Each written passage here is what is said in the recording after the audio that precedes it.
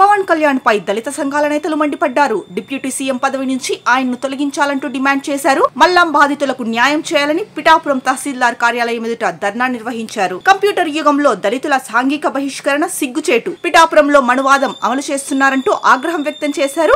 మల్లాంలో సాంఘిక బహిష్కరణకు గురైన బాధితులను పవన్ కళ్యాణ్ పరామర్శించకపోవడం దారుణమన్నారు. ఇదేనా పవన్ కళ్యాణ్ చెప్పిన సామాజిక న్యాయం అంటూ దళిత సంఘాల నేతలు ప్రశ్నించారు. దళితుడన్న కారణంగా కరెంట్ షాకుతో చనిపోయిన జనసేన కార్యకర్త పల్లపు సురేష్ కుటుంబాన్ని కూడా పరామర్శించలేదు. పవన్ కు మనసు నిండా కుల వివక్ష ఉంది. కులం మతం రంగు పూసుకుని బతుకుతున్నాడు. మల్లాం దళితుల సాంఘిక బహిష్కరణపై సుప్రీంకోర్టును ఆశ్రయించాం. చట్టాన్ని ఉల్లంఘించినందుకు Pithapuram MLA Pawan Kalyan, Kakinada collector, RDO, police అధికారులపై కేసు పెట్టాం. మల్లాం ఘటనపై నేటికి పవన్ కళ్యాణ్ స్పందించకపోవడం వల్ల ఆయన డిప్యూటీ సీఎం పదవి నుండి తొలగించాలని పిటిషన్ వేశాం అని రిపబ్లికన్ పార్టీ ఆఫ్ ఇండియా అధ్యక్షులు డాక్టర్ దాసరి చెన్నకేశవులు, మాల ఉద్యోగుల సంఘం రాష్ట్ర అధ్యక్షుడు అశోక్ బాబు తెలిపారు. అసలు మల్లాంలో ఏం జరిగిందో ఒకసారి చూస్తే, గత కొద్ది రోజుల క్రితం మల్లాంలో దళితుల బహిష్కరణ విషయం వెలుగులోకి వచ్చింది.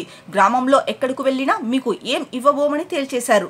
ఇది పెద్దల నిర్ణయమని కూడా వారి నుంచి సమాధానం వచ్చింది.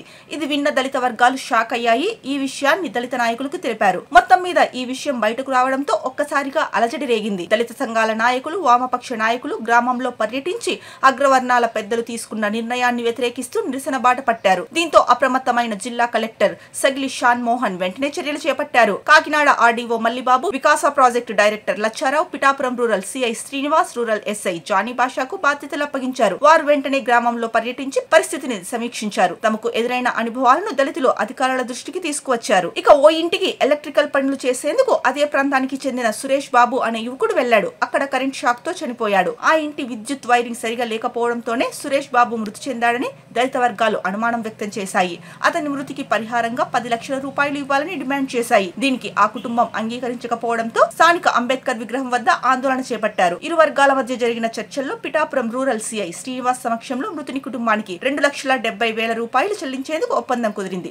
అయితే ఆ డబ్బులు ఇవ్వకపోగా అగ్రవర్ణాలకు చెందిన పెద్దలు చర్చించుకొని దళితులను సంఘ బహిష్కరణ చేశారు. పనులకు దళితులను పిలవకూడదని, వస్తువులు కూడా అమ్మకూడదని నిర్ణయించారు. ఉదయం చికెన్ షాపులకు, టిఫిన్ సెంటర్లకు వెళ్లిన దళితులకు అసలు విషయం తెలిసింది. అధికారుల సమక్షంలో ఒప్పందం జరిగిందని, ఆ డబ్బులు ఇవ్వకపోగా ఇదేంటి వివక్ష అని వారి నుంచి ప్రతిఘటన ఎదురైంది. ఈ విషయాన్ని సోషల్ మీడియా ద్వారా బాహ్య ప్రపంచానికి తెలియజేశారు దళితులు. ఇక పిఠాపురం మండల పరిధిలోని మల్లం గ్రామంలో జరిగిన దళితుల సాంఘిక బహిష్కరణ విషయం వైరల్ అవ్వడంతో ప్రభుత్వ యంత్రాంగం అప్రమత్తమైంది. మరోసారి గ్రామాన్ని సందర్శించిన అధికారులు అత్యవసర సమావేశం ఏర్పాటు చేసి శాంతి కమిటీలు వేశారు. దళితులను సాంఘిక బహిష్కరణ చేస్తే కఠిన చర్యలు తప్పవని హెచ్చరించారు. జిల్లా కలెక్టర్ ఆదేశాల మేరకు తహసీల్దార్ కార్యాలయం వద్ద ఇరు వర్గాల పెద్దలతో సమావేశం నిర్వహించారు. భవిష్యత్తులో ఇటువంటి ఘటనలు పునరావృతం కాకూడదని హెచ్చరించారు. గ్రామంలో అన్ని వర్గాలు సామరస్యంగా కలిసిమెలిసి ఉండాలని సూచించారు.